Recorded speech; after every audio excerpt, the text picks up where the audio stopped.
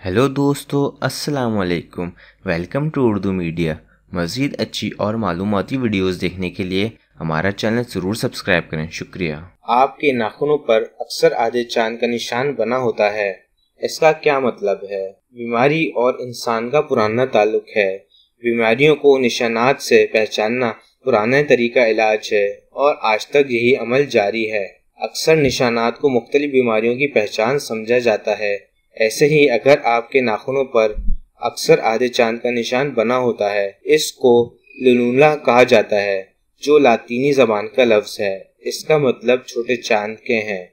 चीनी तरीके इलाज में इन निशानात की मदद से कई तरह की बीमारियों का इलाज की पेशेंगोई की जाती थी। इन निशानात के ना होने और कमज़ोर होने की वजह से इन अफराद में खून की कमी होती है। इन लोगों का मुदाफ़ी निज़ाम भी कमज़ोर होता है और इनका मैदा भी दुरुस्त काम नहीं करता। ये निशानात अगर धुंधला है तो डायबिटीज़ की बीमारी की तरफ भी निशानी करता है। हमारी वीडियो देखने का शुक्रिया। हमारा चैनल सब्सक्राइब करना भूलें। अल्लाह हाफ़िज़।